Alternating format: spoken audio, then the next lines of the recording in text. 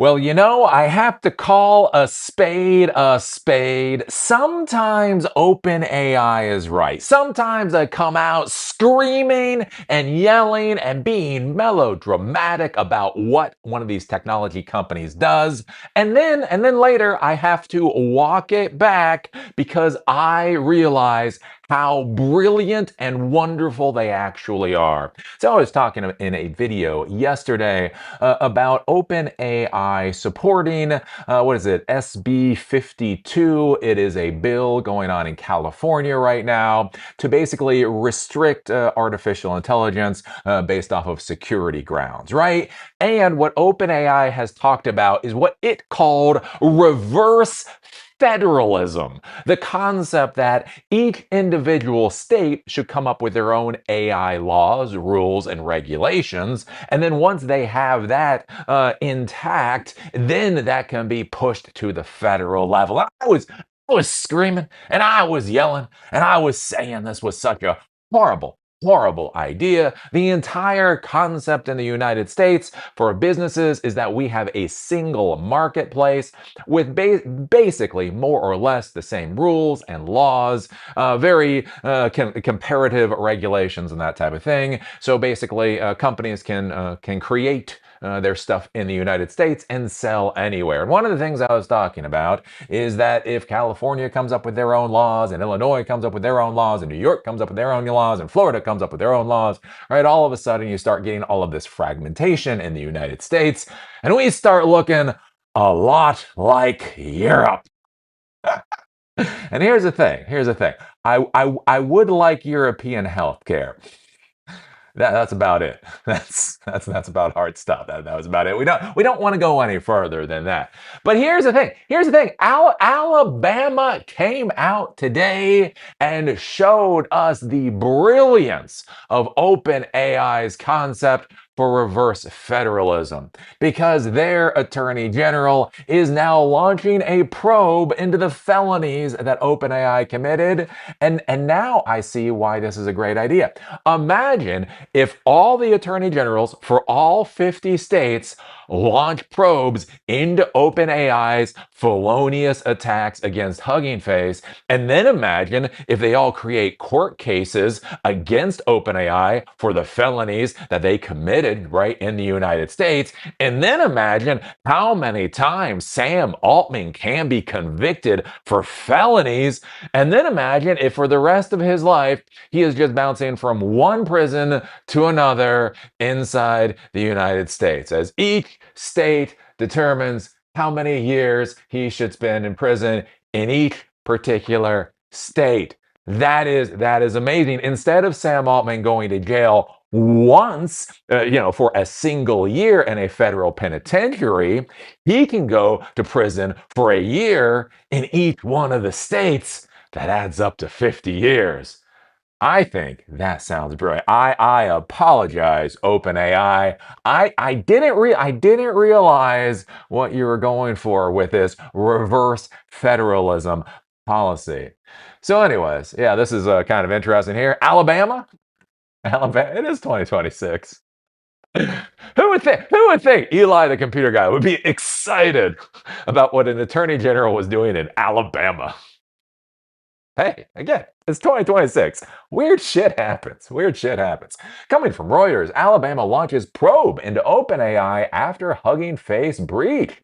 Alabama's Attorney General, so this is the highest law enforcement official in any particular state, said on Monday the state had opened an investigation into OpenAI after its models hacked technology company Hugging Face last month, raising concerns about how artificial intelligence firms control their powerful systems. So that's one of the things, right? OpenAI is coming out and they want this legal regulatory morass that is just going to happen to slow all of their competition down, right? Basically, what OpenAI did is they came out and they said, how are we supposed to prevent these felonies from occurring if we don't have more rules, laws, regulations, bureaucratic red tape on morass to make sure that we go so fucking slow that we can never be dangerous again, right? That is basically what OpenAI is arguing for. What I have been arguing for is that we do have rules and laws on the books. That basically all that really needs to happen is that Sam Altman and Dario need to be dragged in front of grand juries. If the grand juries find that there is enough evidence to go forward with a case, then a case needs to go forward where they discuss how many years in prison Sam Altman and Dario spend. I really think a lot of this AI security issue would be solved if Sam Altman was facing a decade behind bars, where other people get to do to him what he apparently, allegedly did to his own sister. I think if he had to face down that type of misery, maybe security in the artificial intelligence realm might get just a little bit better, right? So anyways, that is the thing that I've been arguing for, and that's what I'd like to see. Again, it's most likely a Republican attorney general. It's Alabama. How far is this gonna go? Who knows? But it's good to see. It is good to see. This might also, and this is one of the interesting things we talk about with politics, right? Everybody's like, Eli, the computer guy. Why do you talk about politics on this show? It's like, because I deal with reality. I don't know where you fuckers live. I live in reality. And one of the interesting things I talk about is why politics, matter so much. So right now, there's a whole bunch of data centers that are going to be built in Texas simply because of the energy policy that Greg Abbott, the governor of Texas, has been espousing, right? So one of the things in Texas, it seems counterintuitive, right? So in Texas, basically what Greg Abbott said is that no new data center should be connected to the public electricity grid unless it is known that there's enough supply to meet their demand, right? You may hear that, be like, oh, well, I guess no more data centers are going into Texas. Well, here's the loophole, right? The data centers can literally build their own power plants. And as long as they build their own power plant, right? Texas has nothing to do with it. And so a lot of these companies, these data center companies, are realizing it's actually more efficient, more economical to build their own power plants, especially when you're dealing with the amount of electricity that these data centers are going to use. And so what they're doing is they're building the power systems right beside the data centers. And as long as they do that, it's all hunky dory, it's all good. And so that's why a lot of data centers are now moving to Texas, right? You look at this with New York. Governor Hochul in New York passed a 1-year moratorium on new AI data centers in New York. So here's the thing, right? If you're in the data center business, you're not going to be doing anything in New York, and you're probably going to be doing a lot of stuff in Texas. That has nothing to do with the size of server racks or latency or any of the normal stuff that we talk about. It has everything to do with, wait for it, politics, right? And that's the interesting thing to be looking at right now with this whole AI disaster. So again, this is Alabama. So Alabama is a red state. So you might be thinking, I was like, Eli, that's weird. That's weird. I thought Trump was all for this AI revolution. I thought the Republicans were all for this AI revolution. I thought it was build, baby, build, or whatever the hell it is they currently say. Why would a Republican attorney general push back on kind of like the golden child of the Republican Party currently? Because the Republicans have realized their golden child is a bit of a rapey bastard, right?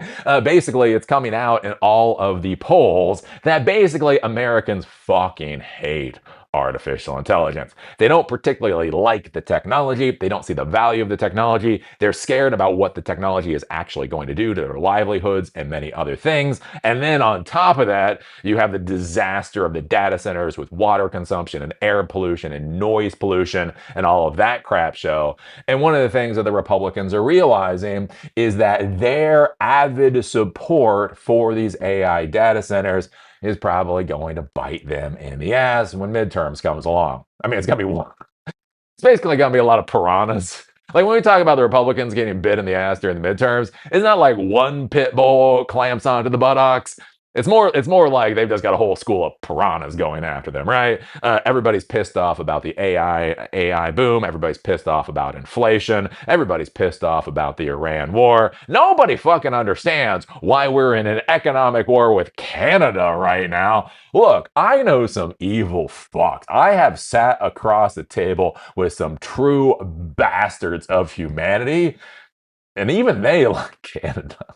I mean, let me be clear. Again, I talk about this, right? I've had a very weird life.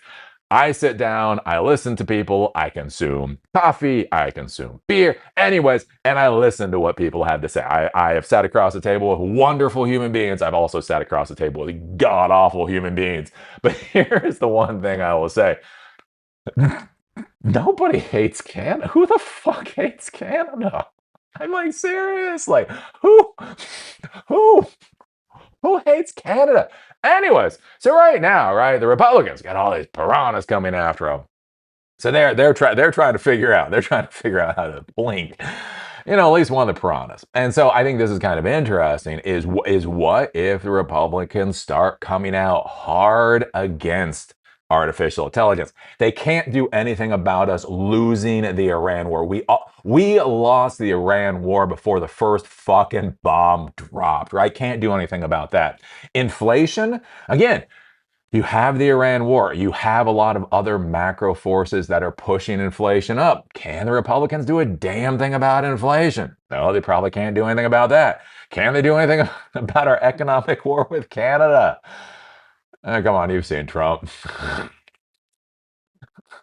He's just punching things. He's just They probably can't do anything about the economic war with Canada. So what can they go after? They can go after things like AI data centers. So this is right. This is the alpha dogs, right? The castrated GOP poodles trying to pretend to the world that they're the big bad dogs. And if you mess with a dog, you know what's going to happen. You're going to get taken out behind the barn. I spent a lot of my childhood in West Virginia.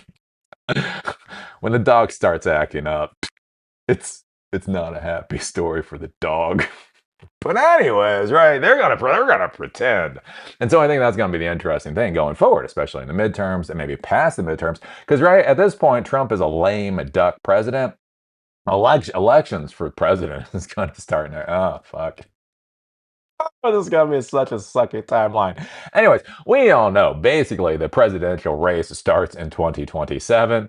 And so I think we're gonna start to see more and more out of the Republicans, them pushing back against the AI fraud. Also, as it becomes ever more obvious, right, how diluted and syphilitic these AI tech bros actually are, I think they're going to become a bigger and bigger target. So this is something just to consider if you're in the AI world. The investigation comes after a multi-state coalition, including Alabama, sent a letter earlier this month to OpenAI demanding transparency and accountability regarding the incident. Alabama Attorney General Steve Marshall's office said the ChatGPT maker is conducting a thorough review along with external advisors after the Hugging Face breach, an OpenAI spokesperson said, adding that the company will share a technical report with relevant government authorities and publish findings upon completion of the review. I do think this is interesting, especially with OpenAI. They are going to give transparency to the relevant authorities. And who they think are the relevant authorities and who the rest of the American citizens think are the relevant authorities might not be the exact same thing. The probe seeks to address whether OpenAI's, quote, inability or unwillingness to ensure the safety of its products violated Alabama's consumer protection laws and poses an ongoing risk of substantial harm to the citizens of the state, Marshall's office added. Ooh, yeah, motherfuckers. The states demanded in their letter that OpenAI cease and desist from testing activities that led to the hack until, quote, OpenAI shows that it can conduct such activities in a controlled and responsible way, which is a hell of a thing. Think about this. OpenAI is supposed to be $1 trillion. I mean, we have been informed that it is $1 trillion technology company, and it does not have the institutional expertise to create sandboxes. Have I told you how much I hate 2026 right now? And so I do think that's going to be an interesting thing for OpenAI, right? The idea that they're supposed to pause or slow down until they can show that their activities can be done in a controlled and responsible way.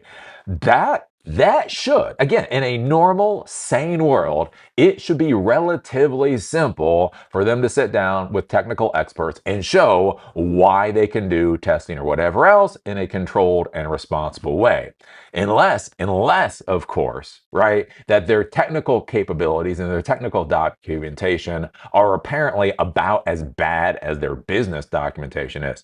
Do you remember? Again, I've talked about this before with OpenAI, where the CFO wants to push the IPO into 2027. CEO Sam Altman wants to pull the IPO into 2026. And one of the big things with the CFO is the idea is that the paperwork does not look good. That if they publicly published the paperwork, the SEC filings for OpenAI, that it would basically look about like WeWork did, right? That it would just look ugly as fuck. An interesting thing to be thinking about here is it if their financial paperwork is that ugly. Again, something to think about with businesses, especially technology businesses, is culture, right? The culture permeates everything.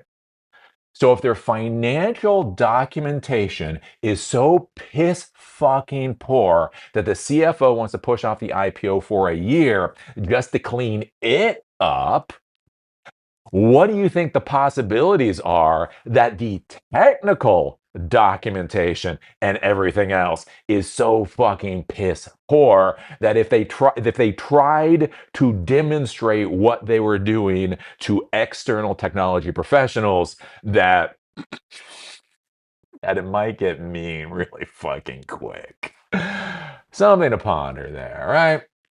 Let's see here. Quote, this AI lab leak showed that Alabamans and Americans' worst fears about AI are not just theoretical, Marshall said. And again, we talk about artificial intelligence. Artificial intelligence is a set of buzzwords. AI doesn't mean a goddamn thing, right? There is a tech stack, embeddings, and neural networks, and database and all that kind of stuff. That's the underpinning of this thing we call AI. The problem for all of these frontier AI labs, though, is they've been propagating their technology and they have been marketing their companies based off of the magical thinking of normies, what normies think artificial intelligence is. And so basically what they've done is they have convinced 300 million people that there's, kind of cool and relatively useful tech stack is artificial intelligence. And now that their artificial intelligence has broken out of its, containment or whatever else, now what you're going to have is now you're going to have the normies, right? Thinking that this is a Skynet moment, thinking that this is a HAL moment, thinking that this is, again, insert every dumbass AI movie, book, video game you've seen for the past 30 years. And that's what the normies think that they're dealing with. And so, you know what I'm saying? If you think that you're about to get hit with the Terminator revolution, right? Don't be surprised when the normies, start buying bazookas and shit. So, anyways, yeah, this is gonna be interesting. This is going to be curious. The attorney general for Alabama is leading the way. And where is this gonna go? Where is this gonna go? We'll see. So what do you think about this? What do you think about the Alabama AG going after OpenAI? Are you coming around to OpenAI's way of thinking that, hey, reverse federalism might not be so bad, right? Instead of Sam Altman spending a year in jail, he gets to spend a year in jail in 50 different states. Does that change your perspective? I can tell you, it changes mine. Anyways, put your thoughts down below. If you like these episodes, remember they're on Spotify and on Apple Podcasts. Link is down below. If you want to follow me on LinkedIn, there's a link down there too. With that, see y'all later.